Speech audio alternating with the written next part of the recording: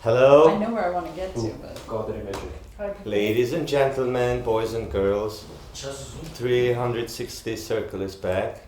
Today we're in a different room, as you may see. different place. It's brighter. Yeah. We're in the city center of Yerevan. It's partly one of the rooms. Soon is going to become one of our episodes are going to be shot here. But before getting there, so man, like It's a perfect opportunity. I kind of want to talk about what the space is. okay.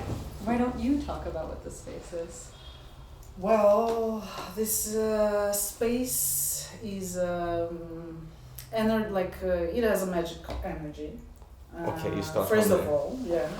Why? Because during the past 3 years, it's been lots of creative projects happened here, and creative people worked here, and artists came and left. We're actually located downtown in Saryan Street. And Urvagan Festival was the major project that happened here, and a huge team of 40 people from different parts of Head the world. office. Headquarters of Urvagan. Yeah, this is it's already known by this Urvagan brand, and we have a big mural on the wall that one of the artists for Urvagan did. Some people they can see. Have you seen the passing by. design? I Yes. did. Yeah. It's gorgeous. I actually want to take a picture of it so we can share it in the. So up from outside, Yeah, the it's building outside is on like the this wall. 3D kind of a painting. I was actually sitting there looking at it for a minute, thinking, I wonder how they actually did it. Like, Yeah, what basically the- two artists, there were 2 people, I would say, and they just spent 2 days to create this beauty. Did they freehand it? Yeah, Yeah. My God. Varzin, really. Okay, yeah, we're really gonna have to show a shot of it in the video so that people Yeah. can see. What we're talking Actually, the guy's name is Arton Stefanov. He's a very known graffiti artist in Russia. about. Amazing. Yeah, he was invited in Frames of Festival. He came and he was invited to do an artwork. So we chose this wall. It was a nice coincidence that our office was here. Anyway, so this space is full of positive vibes and energies, and I'm sure we are, though it's COVID times now, no festival is happening unfortunately this year. But we keep doing lots of nice endeavors by different artists and people who come here. So Can you talk about Urvagan though, for the people who don't know what it is? 'Cause I know plenty of people don't. Urvagan, actually, the pity thing is that Urvagan happened just once. It was a pilot version of a huge festival, urban cultural festival in Armenia, in Yerevan. And the idea for Urvagan, the name comes from ghost. Urvagan in Armenian means ghost. Spirit ghost, yeah. So the idea was Urvagan will change and is going to as soon as we come out from these COVID times. It's planned for it to appear in different places around Armenia, locations outside of the city even. It's not Yerevan only. And draw attention to cultural space, not even cultural, spaces that have cultural significance and are being forgotten. So Urvagan was and is a project that brings through music, through culture, through street art, through exchange of people, urbanists will meet and talk about how to develop spaces, how to create new spaces. So it's a multi-dimensional festival. And the pilot was amazing. Yeah, so we were so happy because we hosted it in downtown Yerevan, Mankakan Yerkaturi, you know the space. The children's train. The children's train location, Zori match. Yeah, so and the coolest thing about festival is when you bring that amount of people from abroad also, they come, they enjoy the culture, they enjoy Armenia, they enjoy everything, they discover for themselves. But besides that, we clean the space, we restore whatever was broken, and after festival is over, we show the eco-culture also, and introducing this eco-understanding that you can preserve stuff, you can change and clean the space, you can make it better, and show people how to enjoy these spaces, how to be recycle, using recycle system of ecosystem and sun energy, and how we can build up some cool new culture. So Urvagan was all about this, and plus about awesome music. Music was Narek was we had FIX played. Yeah, but it was mostly like electronic inclined. Electronic inclined, EDM yeah. music. But it doesn't mean it's only dance music, because there were modern composers, contemporary artists who were working through electronics, but it wasn't meant just for the dance floors. It's like much deeper than that. Though we know, like for Armenian people, the demand, if you think from that business point of view, you would say it's like, come on, what you're talking about, there is no demand for such kind of things. But I think in a way, it's you who create demand. We create the demand in a way. Yeah. Unfortunately, people are blank. Right now, last 30 years, everywhere in the world, you go to the metropolitan cities, they are pompous, but empty, blank people. Like they will listen to whatever comes from the higher ranks. So everyone is like deceived. But in those places which are far from those centers, people are naive, but they can easily understand what was the problem, what they've been lied to. So why would you say the last 30 years in particular, worldwide? I just remembered United States. I don't know, me being there, I haven't been before that, but I've seen like a decline in everything, culture, social, economic, everything, year by year.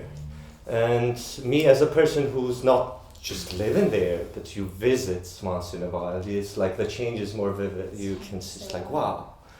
But besides that, I was like, sorry, the other day I was even thinking about it. I was like, I remember a time when I was a kid. Like I used to, go to the store and get like an album, and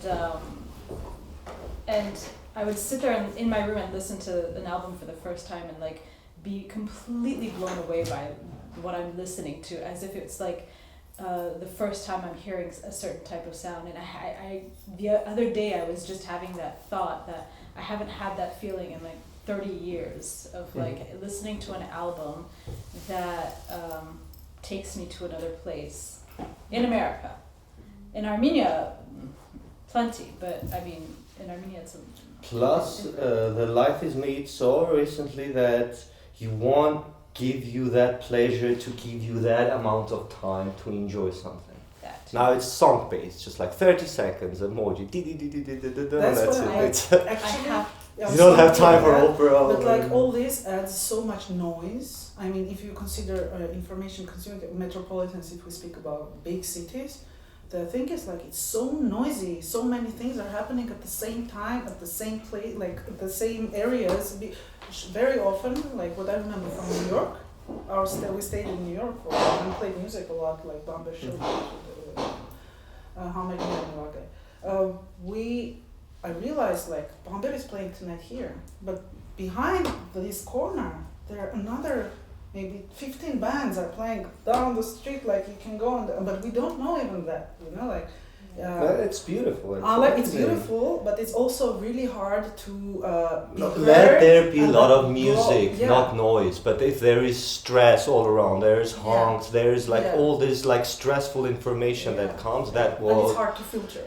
Actually. Of course, if you can't filter the information, too much information will bring anxiety. For sure, that's what happens actually. People can't filter it, and it's too much, and they're kind of hungry. They become addicted to it more, and you can't filter it. Your subconscious, and you're always upset. Yeah, but so New York is a different beast. But New York is a different. I lived there for 2 years, and I got that anxiety so much to the point where it literally just like I couldn't take it anymore. I had to leave. But like LA, for example, I feel like is like the exact opposite in a way. There's so much going on, but people are so laid back and just kind of floating through life. Tell me if I'm wrong, because that's your turf. But like the sense that I got was the exact opposite. Like people just don't stress out that much. They're segregated. It shows like most of their time is spent in the car on the highway. Yeah. Exactly.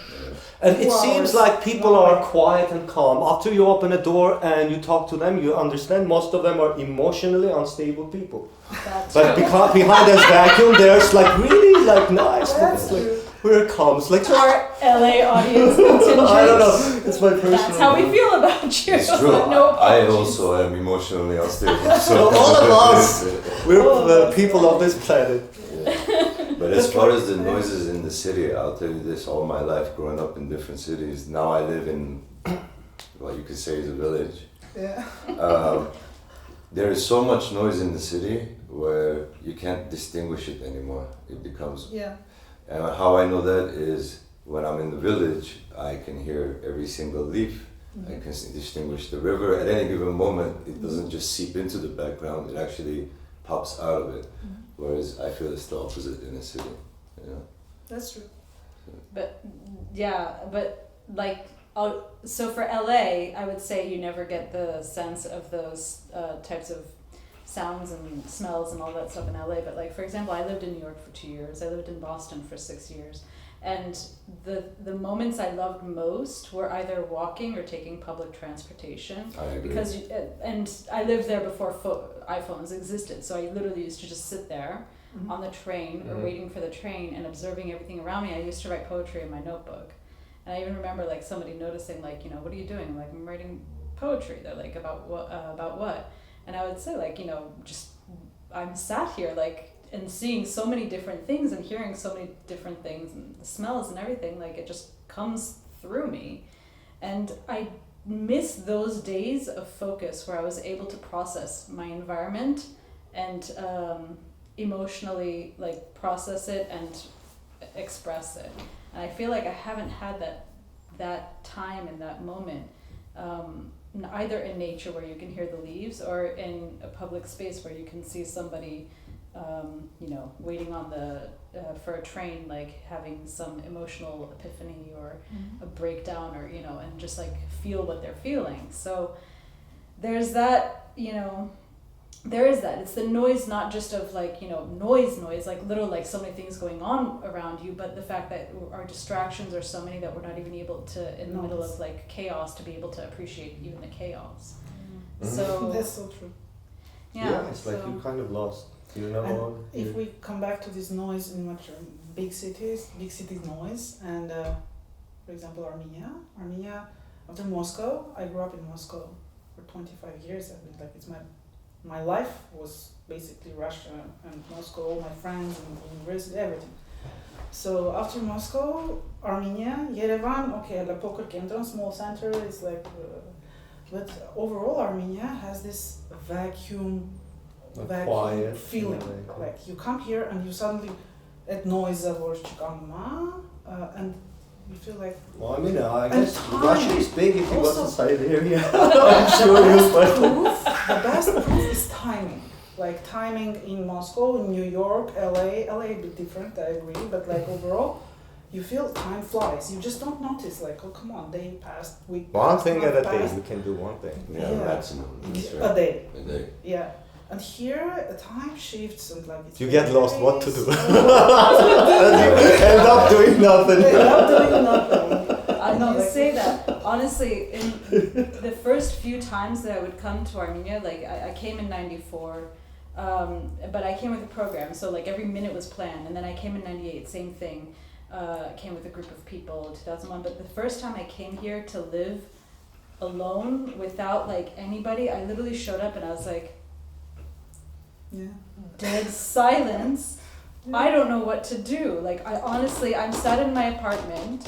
I don't know where to go to find people. The only place I knew was Artbridge because it was the only thing that existed at the time. I'm talking like 2001. Yeah. And then like at that point, I think I had just designed Gor Mkhitaryan's CD, and he called me, and that's what I wrote about in that article. Is that he called me? Was it his is first like, album? yeah, the Yeraz album. Okay. And then he called me and said, come to a concert, and that was your concert. And that's when like I realized Yeah. like you really Napak. need Napak, yeah. You really like when you get here, you really need that to break through that Yeah. like that get to like little underground. surface, yeah, to be able to get Yeah, yeah, underground Yeah. to see break the what crust. life exists. Yeah. And that silence allows you to get to that. That's the beautiful part of it, is that once you realize, like, okay, I need something to do, you open your ear to like the opportunities that exist, and then like just this whole world opens up in front of you, and you're like, my God, I never want to leave. You could create your own underground scene here. That too. I think everywhere you go, to explore the local culture and the living, you have to just break that crust, and which will take time. I mean, for that's why, for example, some cities like New York, it's for you to understand, sometimes it's easy, people are open. On some places it's harder, but everywhere it exists. Beautiful things everywhere exist. But like if in big culture, in big countries and cities, you have different subcultures, and you can choose, like you can go electronic subculture and get into this huge world scene, and you can choose which subculture, even esoteric subcultures, like you can find everything basically. In Armenia, it's very blank, I would say. There are not many subcultures, but there are actually, as whole nation understands, again, it's specific of Armenian nation, you have these pearls, people. And these people, they create some kind of subculture feeling, and like they interact differently, and so it's kind of, Armenia has That's this, why we as Armenian people have to appreciate those pearls exactly. instead of sometimes labeling this is not Armenian, which is actually, if you question, it's like, and what is Armenian, that person might get lost. Yeah. So instead, just appreciating the differences, the colors, and especially on the creative level. Yeah, for sure. All due respect, that conversation about what is and isn't Armenian in itself is ultimately Armenian. Just the conversation alone. It is the most Armenian conversation. If you remember years ago, there was a festival, One Culture, One Nation. I couldn't understand that meaning, because nation consists of billions of cultures. It's like the different, like a lot of entities, a lot of things that came and went. And if you say one culture, one nation, and unfortunately that culture was Rabi's Turkish type music and Arabesque music, and that was like, if you say like frankly, like one culture, it's that culture. For example, if the other day I was watching an interview and someone's like, intellectuals are talking, and it's like, was there a song or an anthem about this recent revolution written? And everyone said no, there wasn't, no one wrote a song. But in fact, Tata wrote a song, and that song, a lot of people did actually, but Tata's version became the national thing. And the 100th day of anniversary when the government entered the Republic Square, they entered under that song. Not the hymn, not the anthem, not the choir, so one nation, one culture, thank you very much. Here we are again, over and over. So these pearls. Pearls, for example. Now let's talk about our home factory, Vibes Factory, which is, It's one of Vibes Pearl projects. Because community projects. You're immediately involved, guys. Every day you're there. Yeah, I was there yesterday. I got poisoned from the paint smells and all of it, the sounds. Actually, I recorded some of those noises. We can use them as drones. Disturb people. A bunch of Artsakh people are working there, so it was cool. Just shout, please. Yeah, it's actually, they're all related to each other. A couple of brothers, their brother-in-law, they're from the villages surrounding Shushi. Before you get into it, let's explain what we're talking about, because some people watching might not know. So we're going to be updating, we're going to get an update from Shant about the heaters that we've been making. We started the fundraiser a couple weeks ago, and promised to provide heaters to families in Artsakh or to refugees from Artsakh. Basically families in need who are in very stressful situations. And they're called rocket stove heaters, which are basically very efficient heaters that burn wood at a very slow pace, and on top has a stove. And now Shant is going to give the update on what the situation is. Yeah, so it's rocket heaters, and we're using old gas balloons. The LPG tanks. Yeah, and like you said, burns slower, it's highly efficient. So you're saving on wood and forest and all that. After some trials and errors, we're in full production. We already have like a dozen out. They're being painted.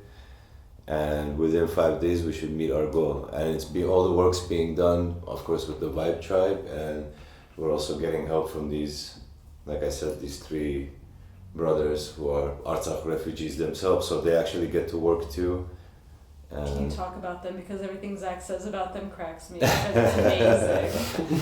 Yeah, so it's actually the family, they're 13 siblings, ranging like 2 decades in age group, you know. And in fact, in this recent war, 6 of the brothers served. One of them was wounded. And we knew that guy from 2 years ago with some friends that we had gone to Artsakh. So when he was here and his family evacuated through them, some of the brothers knew how to work with metal. We said, all right, why not? If you guys want to help out, we help them, they help us, and we get to help everybody. How day starts? What's like? Because I come always like with 5 minutes of coffee breaks. Oh yeah. Oh my god. Okay, so in the morning, yes, definitely. We all sit down, have coffee. That's the Armenian way out here. And it has to start after 10 a.m. You know? Even though sometimes I'll be sitting there from like 8 a.m. waiting for them. But that's the LA-ish. That's why you're always chatting on your phone Exactly. with Nushik and the rest of us. Gotcha. Exactly. So yeah, and well, now everything's smooth, so everybody knows what to do. We actually have like a assembly line system going on, like factory system. So we prepped all the metals. Now it's just about putting them all together. And Yeah, actually we wanted to do this there, The talk. but the circumstances, noise and everything. Yeah, it's The impossible to noise talk. and the smell of the gas. Oh yeah. That's the Like thing when that That was the blows me main one. away. Like you Yeah. guys were there for like what? How long? Like 10 minutes, 15 minutes? These guys are there like all day long. How do they not pass out? it's not only that, some of them you have like gas stuck to the inner walls of the tanks, right? So as they're cutting it with the plasma, these things are catching fire, making like explosive noises. There was even a liquid fire waterfall into the pool. We have photos of it. And they don't even budge. They're like, no, it's okay. We're telling them, you know what, let's figure out another way. No, Don't I'll do fight, at I'll home. fight. Yeah, Such kind of yeah, exactly. We'll give you the stuff for free. Just don't do that. Oh my That's god. So awesome. it's fun. They're good people. They're Like good people. I Nice, rarely man. ever see Zach talk about like being in fear of a process, like a construction type process. Like he never really talks about it as if he was afraid about the especially if- explosion of those tanks, and he's like, I need a special kind of machine so that it doesn't explode. He's like, I'm freaking out. And then he comes home and he tells me, he's like, these guys just don't care. Like there's like fire right next to them. And there's yep, Archayna. Like, you know, if Zach's worried about something, you definitely should be worried about something, right? So No. So on Monday, right? the completion. I'm in the delivery and Yeah, at that end, you guys know better than me about where we're gonna deliver, how we're gonna Okay. go about that. But yeah, maximum 5 days. It'll be all painted, ready to go. We even have we included a couple of meters of piping with elbows to give with each of the heaters, right? So they can connect to whatever they want to connect or exteriorly. Oh. And in fact, yesterday morning or 2 days ago, when we were opening up the factory, there was a car accident right in front of Zach. It happened, and then so Zach went in there. Everybody was cordial with each other. He went in, made coffee for everybody. Everybody came in. They started seeing like, what's going on over here? What is all this metal? They learned about vibes and the Vibe Tribe. They're all subscribing now, from what I know.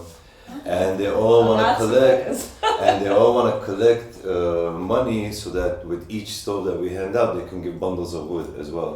Wow, that's great. So they connected like, Yeah. That's Yeah, double actually we initiative. talked about this, yeah. Because I don't know. Apparently apparently the car accident happened, and then they smelled gas and started freaking out. Zach came Yes, out. He's that's like, what no, that's us. uh, The whole village came out like panicking, and yeah. When they which found seems out to be about it. happening everywhere. Me and Giro, we went to go get lunch for the workers, right? So we went to this place where they work with gas. Now the cashier is yelling at the workers like, come on guys, who's not checking, you know, there's a gas leak? And I'm trying to tell the cashier lady, it's us, you know, it's stuck to our feet. And she's not understanding me, she's freaking out, they think the place is gonna explode. I came back, I told the workers, And one of the guys was like, man, I went to the hospital yesterday. I guess they have alarms for gas. So the hospital alarm is ringing for gas. The nurses are running around. And he's like, what do I do? Do I tell them? I don't know what to do. He's just quietly sitting there. He knows it's him. So, Oh my god. yeah, so yeah, definitely was the smell. You're right. Blue gas running in my veins. And now everybody wants a heater. Like, everybody want to buy them. They look pretty cool. They look great. I want a heater. Yeah, we We gotta should convince have Zach to keep making them. Yeah. Mm-hmm. I think he said there's a shortage of the LPG tanks, though. It's not that easy to come by. Well, in the quantities that we want them to, it will be trickling in. But from what I understand, we're going to do a do-it-yourself video Mm-hmm. Okay. That's great. in Armenian with subtitles, so that anybody else who sees it out here, if they have a gas tank like lying around, everything detailed, measurements, blueprints, it'll be all in the video, animated as well, hopefully some parts. So Who's doing the animation? So where are we delivering? What's the plan of delivery from Gyumri? Gyumri as well. Everywhere actually. We are planning to Gyumri, but on the way it's like a lot of places because a lot of refugees around Lots of Armenia. families, A lot of families. I know that there's 7 people that requested it from Artsakh. Mm-hmm. From Already. Artsakh, 7 Yeah. goes to Artsakh. Yeah. So I think we're gonna have to assess over the next few days, like who's in most need. But as far as I understand,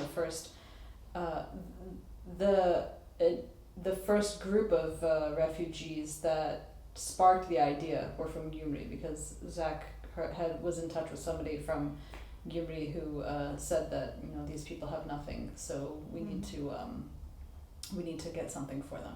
So that's why we started the idea. So we'll deliver it to them, as many as they need, and then I think we'll probably go through a few organizations and figure out who needs. But I know a lot of people have asked. It's just I don't want it to be a free for all. Like whoever just asks wants it. Obviously, and most people don't ask for it, and like most people who don't need it offer to pay for it. But let's get the heaters to the people who need it most, and then if we're gonna continue doing this, we'll figure out the way forward. We'll figure out if Zach has it in him to continue smelling like gas. And I guess Gyumri is doubly worse, since I only recently learned that there's still people from the earthquake living in domics with nothing. I'm ashamed to say. Now, for tourists, they have to sell tickets as a museum to show the survivors of earthquake, and people can go pay money and see how.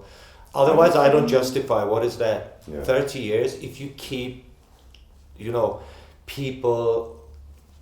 You're not ruining. You're not building anything new. You just make people to see that same old pain, to remember that pain, to relieve that pain again and again. 25 years later. Bloody fascists. Kind of like the genocide chip. Coming from our Vibes DIY projects, if we assemble this thing, instructions how to build the heaters, and we did kind of this line of heaters, and now we're sure they're working, and we guarantee kind of that it will work. Why don't we use the same approach for domics? I mean, this domics, it's been in my head for a while already, to have a temporary housing in Armenia, developed for Armenian conditions, and again, with the layouts, with the way where we can try refine, maybe we are open to... Actually, SOS is doing, guys are doing. Barz and their team are doing. They asked a month to figure out. To just build it, to shoot everything, how to do that. And awesome. I'm actually waiting, and I'm not thinking anything because I know that some people. But the world is big, and the network of Armenians around the world is huge. So if there are people who are who have the idea of how it can be assembled, reached, found the way, and some new ideas, technologies, you never know. So maybe they can share the idea, the easy temporary home assembling way here. Yes. Considering that these domics, basically containers, are the main modern type of this temporary housing in Armenia. There's a lot of cheap tiny options. houses are also prefabricated. There's lots of options. There's a lot. For this stove in one day, how much funding was raised to Yeah. get these stove. That amount, Very quickly lost. yeah, that amount can provide a family of 4 with these prefabricated homes, which will have like a living room, a bedroom, all of Somebody that. was So telling me it's that these tiny houses are available for $2,000 a house. Like, I mean, in some cases, I think that we could even provide 4 families with the amount that we raised within a day. yeah, So- 2000 is probably a small version or something. It depends. Yeah, Depending on. Whatever it is, it's better than what the conditions are saying. definitely. Yeah. Seriously. And while we're helping people, we have to figure out, all of us around Armenia, how to do that, and at the same time by helping, but not develop this beggar's condition. I mean, like, we consider those people, if we help some people unlimited, in the end we corrupt those people, that in the end they will become beggars. What Mindset. happened after the earthquake? Similar masses are just like, they don't want to work, they expect that someone else that have to help them because they are in a tragedy.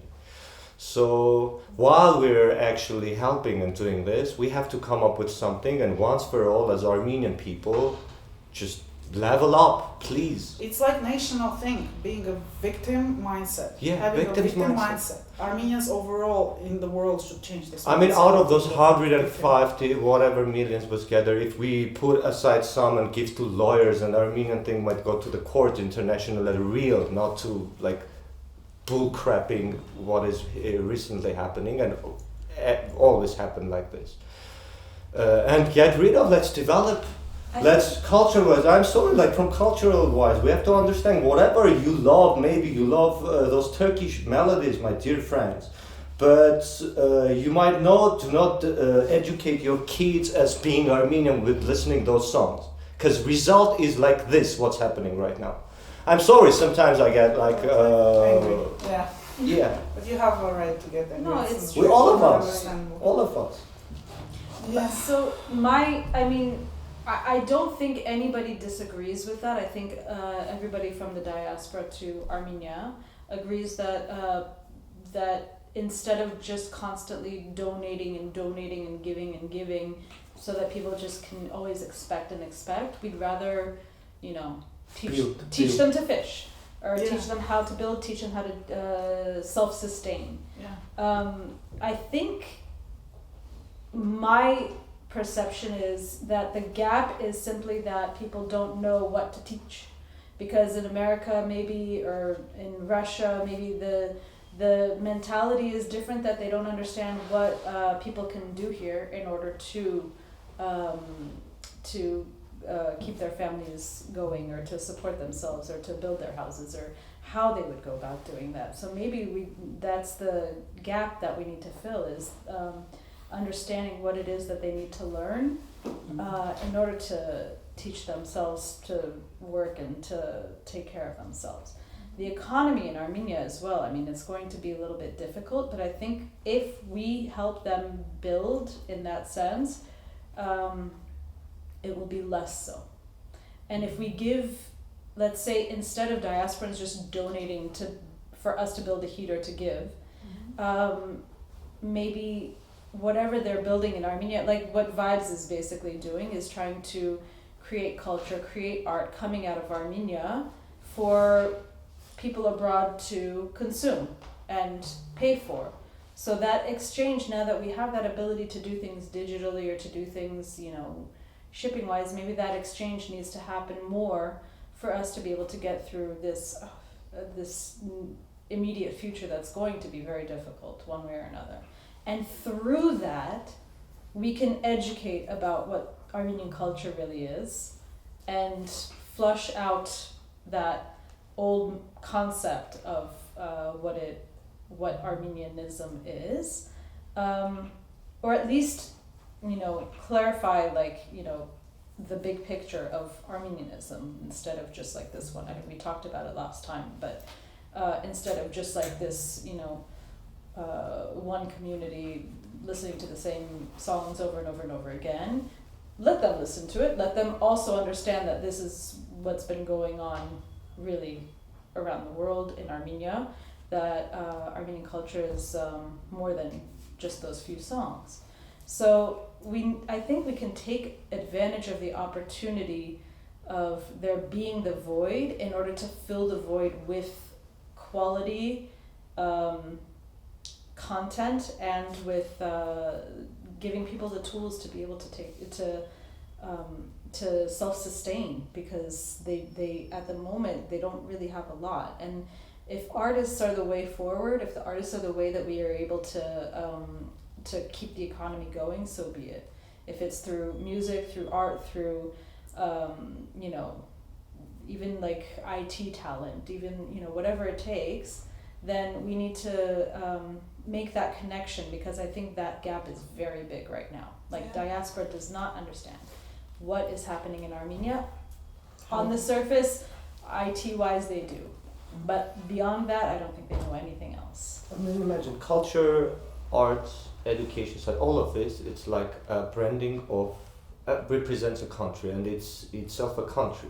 When a certain generation comes, if you have a strong of this, under the stems, one generation might be good, another better, another worse, but you have something, the code is something stability you have.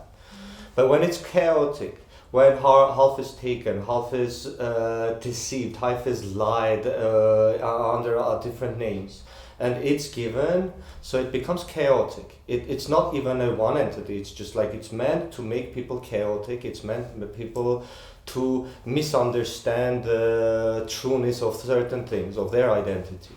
And right now, people here in this area is same situation. Everywhere in the world, people are suffering. I mean, man, you go we were touring, we were in Paris, you go sit in a subway, I love public transport. You see sad faces, you see everyone is one paycheck away from being homeless.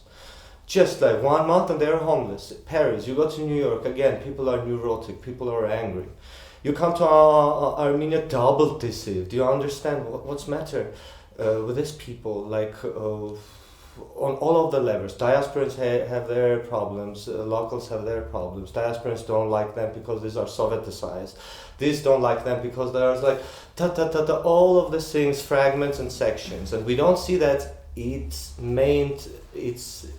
they made it purposefully to make us separate from one another. Same as the language, same as the alphabet. Ours is better, ours is better. So we're not talking about what was the better, but that this divisionist thing. Last time we were talking about it, we have to accept it, but be peaceful with it, to understand the colors of each, the differences are making us interesting. And when we understand this, we will become that intelligent nation that Armenians love to talk about. Armenians have mind, gidelik. Ha ha ha ha ha. Let's guys be real. Let's say that Armenians right now don't have anything, and whatever they're going to have, it's going to be in the future. Now we're going to work hard. Because right now Armenians, they don't work hard because they think someone convinced them that in the past they were amazing. They were eating kebab with Newtons and I don't know, all these peoples, their grandfathers. Actually, which didn't happen. It was like romantic stories. So now if we freshen up and understand, like awaken, like stop man, we're like bullshitting all this time. Let's wake up and do something. We never had that, but we're gonna have it.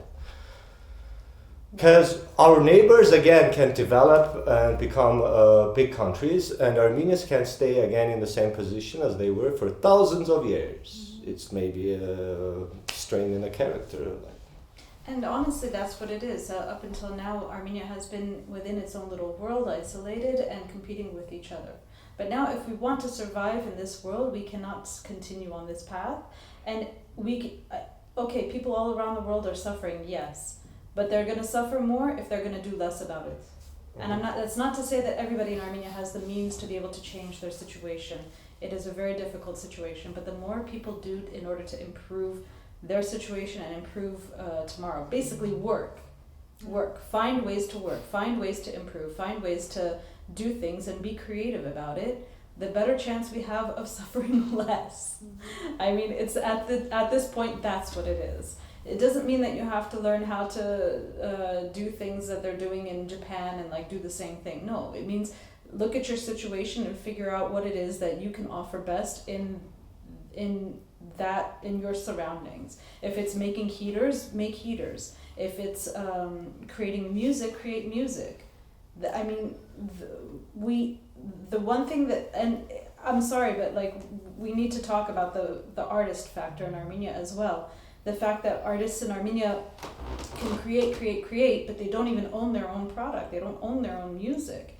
And we need to get smart about it in a way that they do own it. They need to be able to not just create the music, but then learn how to share it with the world, where they're not losing everything, where people aren't profiting off of their backs. Imagine in Germany, I'm talking to a composer and it says, like my house, my studio, everything is being paid by only my royalties, not by me playing live performances. Because here it comes and I pay all of it, and like the rest is my pocket money and extra money wherever I play shows. And when he asked me, it's like, that royalties such, like what you're talking about in Armenia, it doesn't exist. There's an NGO, amazing people, Susan Arakelian, but it's an NGO and it's restricted. Only Hamek Public TV is paying them. So the rest are not paying.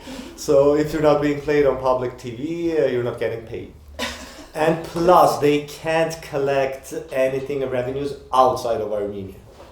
So that's big. There's a lot of work. We have an artist who's well-known artist whom we might listen on Spotify, like Ruben Hakhverdyan. And actually, you might go to Ruben Hakhverdyan and listen to his music. In fact, it's not him. It's his music, actually. But like the owner, the money doesn't go to him. He doesn't know the Spotify. He's a person from our legend, a person from a different generation. He doesn't need to know.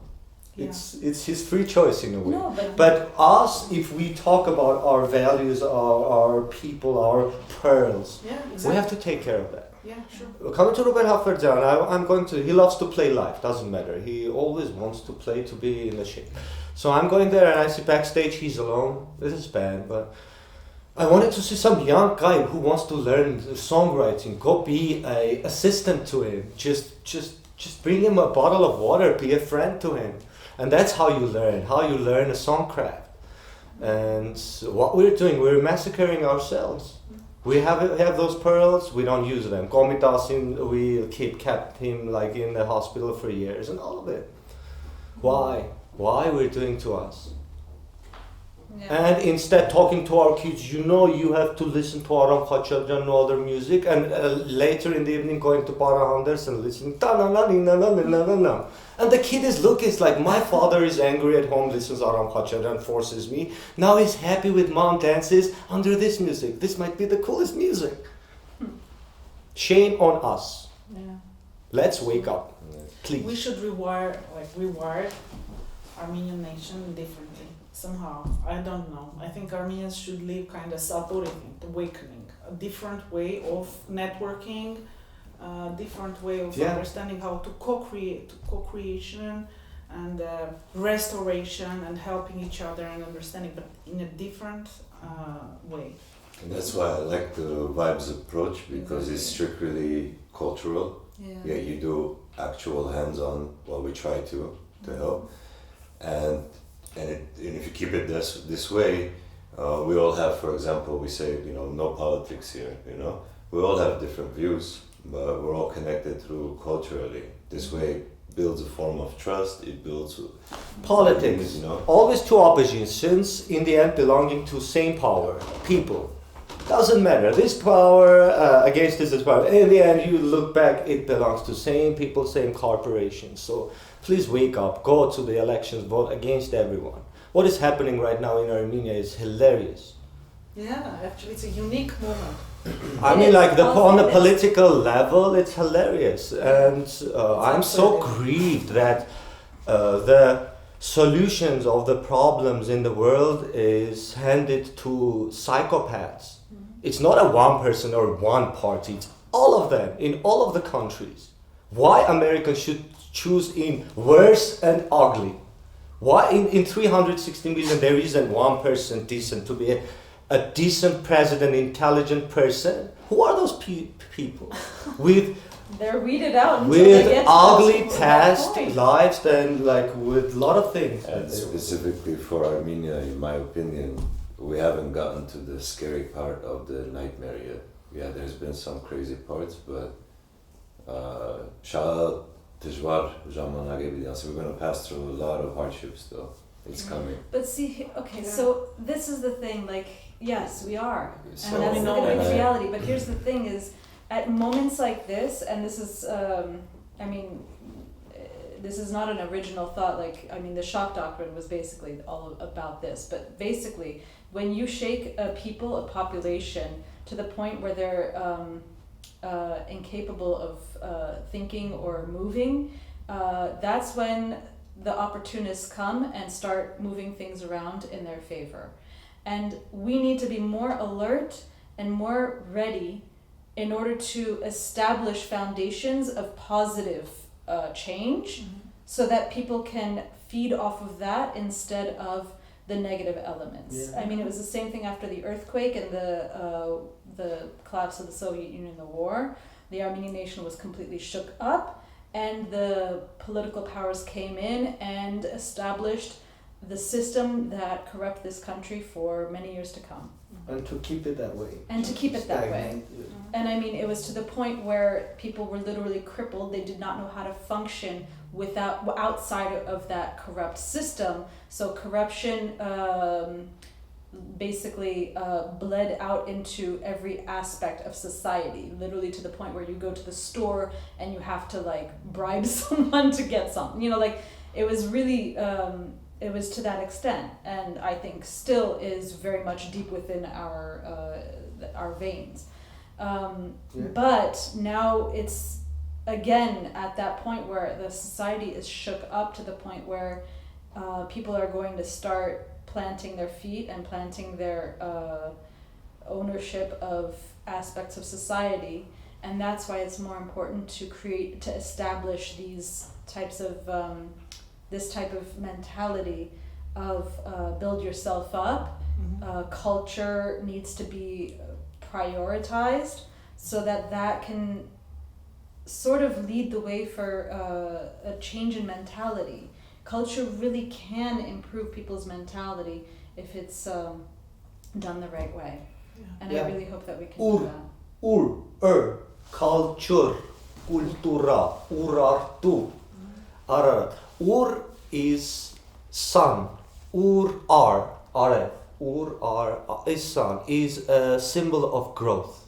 Why we say culture, it's why it has that sun in itself. Because when you give culture to people, the growth in all of the fields will be so much more and so much efficient.